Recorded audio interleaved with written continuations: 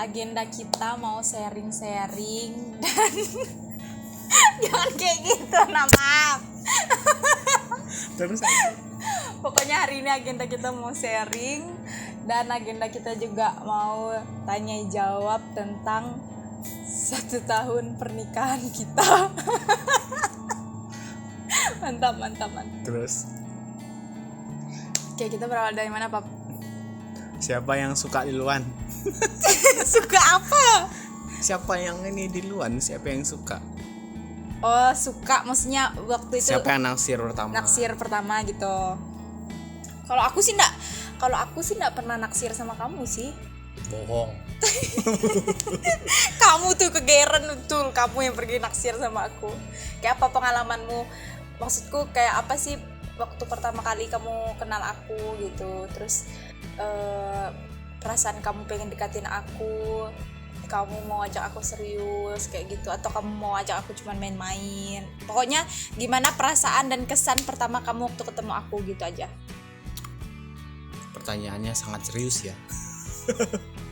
Enggak serius-serius Ya, banget kan, cuma nanya. Kesan pertama lihat kamu pertama kali aku ketemu sama istriku itu di gereja sih, pas ibadah pemuda. Waktu aku lihat kok perempuan ini cantik gitu, kayak artis Korea.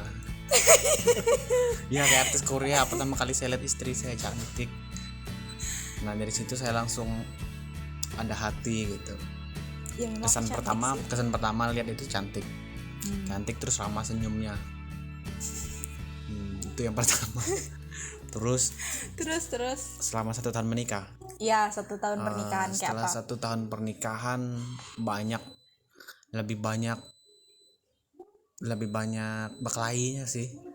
Lebih banyak berkelainya karena dia ini kan masih labil ya, masih gimana ya, orangnya tuh keinginannya tuh keras gitu. Kayak kalau ada dia mau sesuatu itu harus tercapai. Dia kayak mau makan apa, dia enggak peduli, itu harus ada seperti itu. Ya itu kan dikarenakan memang aku tuh nggak pernah yang namanya aku pengen ini tapi ku tunda-tunda karena situasiku. Ya aku pasti ku cari gitu. Masa aku harus bisa terima yang kayak gitu juga sama kamu? Ya kamu harus carilah apa yang aku mau. Ya ini kan perasaanku selama setahun. Oh. Kok kamu ikut debat sih, aneh kamu. Kok berdebat? Aku tuh nggak terima. Nah, pokoknya aku tuh nggak terima kalau misalnya aku tuh disalah-salahin gitu. Ya ini kan menurutku selama 1 tahun. Kamu harus terima lah, mau salah mau benar ya kamu harus terima. Pokoknya di balik video ini tunggu aja. Oke, selanjutnya terus ya banyak ini penyesuaian terus kayak berusaha untuk menyamakan prinsip, terus apa ya? Ndak gini loh, kalau menurut aku sih kayaknya orang-orang di luar sana tuh ngelihat kita nih atau ngelihat aku Ya itu kan atau ngelihat menurutku tadi, kamu. aku belum selesai. Enggak, ini pertanyaannya terbaru nih buat kamu. Baru.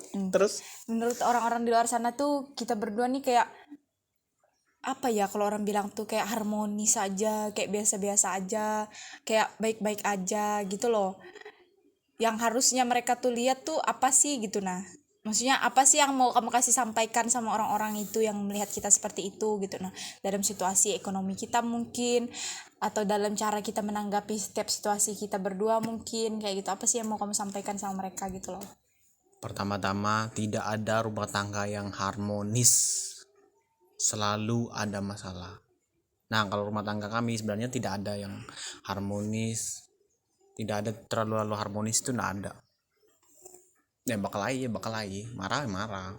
Jadi tidak benar kalau seandainya rumah tangga kami itu jalannya baik-baik aja, nggak ada yang mesra, nggak ada yang semuanya baik-baik aja. Dulu kita pernah kan kayak hampir sempat kayak mau pisah gitu gara-gara satu, pokoknya kelahi lah, intinya kelahi sampai kayak betul-betul udah kita pisah aja kayak gitu, ya nggak sih? Ya sempat ada seperti itu, sempat terjadi.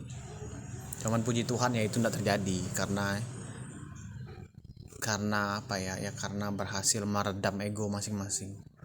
Ya tapi paling penting sebenarnya tidak ada rumah tangga itu yang akan yang akan baik-baik saja, tidak ada. Tapi satu hal yang saya pelajari, ya ini yang saya pelajari, ini bukan motivasi juga, tapi ini yang saya pelajari, yang saya dapatkan.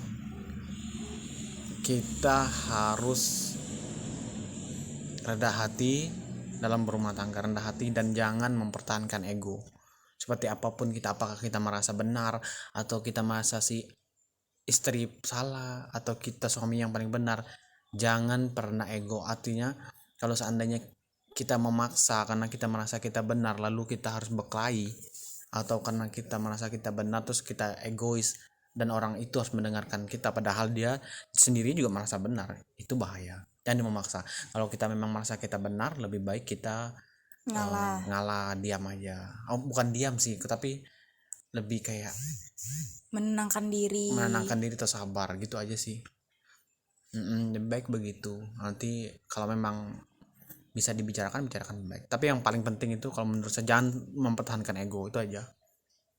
Dan mentang-mentang benar, mempertahankan ego. Oke, kita lanjut ya. Sekarang aku pengen nanya, gimana perasaan kamu?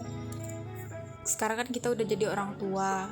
Terus di awal kita menjadi orang tua, kita berdua tuh betul-betul sendiri gitu ngurus anak. Kan mungkin ada tuh orang yang mikir kayak, bukan orang mikir sih, kadang orang juga bertanya-tanya sama kita berdua kayak, kalian sanggup ya ngurus anak sendiri? Gimana cara ngurus anak sendiri? Kayak gitu-gitu kan masih jadi pertanyaan ya untuk orang-orang di luar sana gitu loh.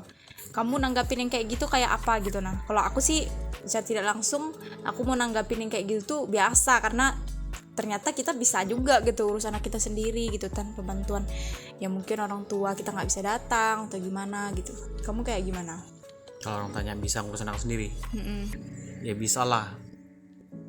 Bisa aja ngurus anak sendiri, sebenarnya siapa aja bisa, asalkan dia punya waktu dan bersedia menyediakan waktu dan punya kekuatan lebih untuk mengurus anak, nggak apa-apa. Capek nggak sih kamu ngurus anakmu gitu sambil kerja kayak gini? Capek, sebenarnya capek, karena kami kan buka usaha laundry. Jadi karena untuk sekarang ini yang masih fokus kerjakan laundry ini baru kami berdua, ngurus anak juga kami dua. Sebenarnya berat, capek, karena di sisi lain kita kerja laundry, kejar target, anak juga harus kita urus, kasih makan, terus main sama dia, capek. Itu perhatian gitu ya. Sebenarnya capek. Belum lagi minta gendong. Iya, minta gendong lagi. Apalagi pas lagi manja-manjanya, woi. Bisa ditinggalin. Anak juga nggak bisa dimarah karena masih bayi. Kadang kamu ngerasa nggak sih kalau misalnya, mungkin kamu nggak ngerasa ya, kalau aku sih secara pribadi aku kadang tuh ngerasa kayak gini ya ternyata jadi seorang ibu sekarang gitu.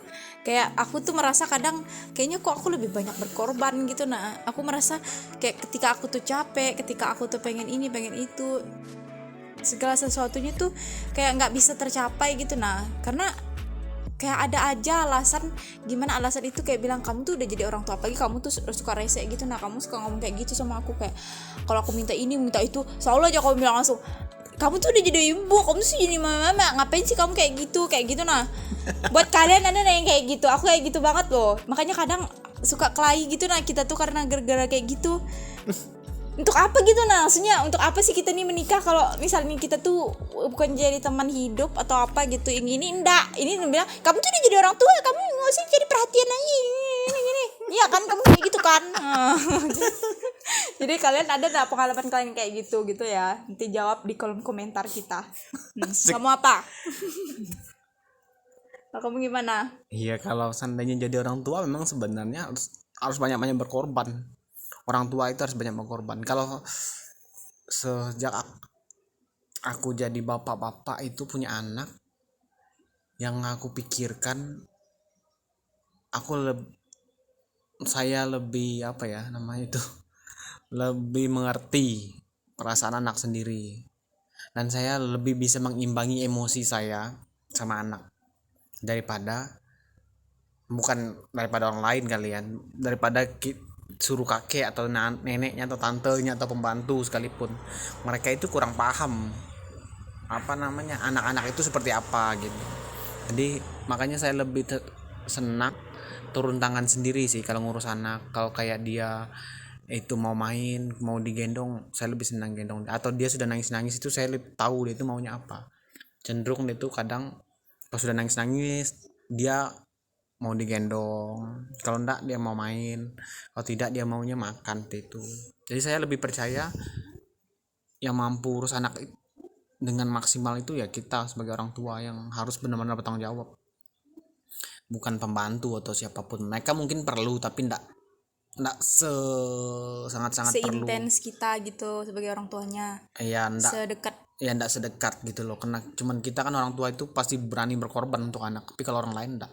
Jadi wajar kalau seandainya ada orang tua atau nenek atau tante atau pembantu yang mengeluh ngurus anaknya, itu wajar ada, karena mereka enggak paham rasanya, tapi kita sebagai orang tua itu sangat paham. Jadi saran saya sih, dari kita sebagai orang tua harus lebih banyak berkorban untuk anak. Tidak ada lagi masanya tuh kalau punya anak itu masanya yang sebutan me time ya. Me time tuh nggak, kalau aku sih sebagai bapak aku nggak ada prinsip begitu, nggak ada Ya, lagi waktu untuk bukan mengatakan. gitu loh maksudnya aku tuh kayak gini kan, pas anak tuh lagi tidur, anak tuh yang kayak bisa bermain sendiri, dia tuh nggak yang kayak dekat banget sama kita, maksudnya kayak dia tuh lagi nggak main sama kita, dia lagi main sendiri, maksud aku tuh kan bisa gitu. Nah kamu tuh kayak kita cari waktu kah, pergi jalan kemana kah, kan kamu tahu sendiri aku kan urus anakmu, kerja juga di rumah.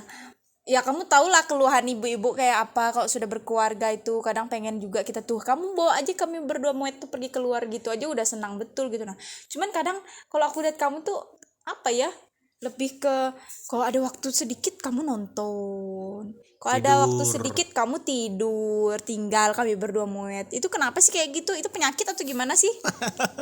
itu bukan penyakit sebenarnya, itu capek. Perasaanku kamu capek terus deh. Sebenarnya itu capek kerja, habis kerja kadang gendong anak.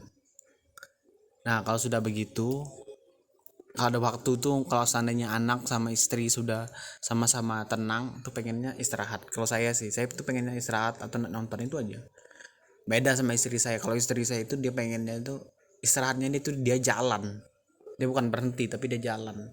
Nah kalau saya istirahat saya ini saya harus berhenti, paling enggak saya tidur. Kalau saya capek saya harus tidur, kalau saya enggak bisa kalau enggak tidur, karena rasanya tuh kalau seandainya dipaksa itu enggak maksimal apa yang saya buat. Jadi saya harus istirahat, nah besoknya baru bisa maksimal. Kita nih kayak kebalikannya nggak sih, kayak misalnya kan aku gitu, aku contoh kecil aja dari aku tuh kalau lapar aku masih bisa tahan lapar, tapi kalau kamu lapar kamu nggak bisa tahan lapar.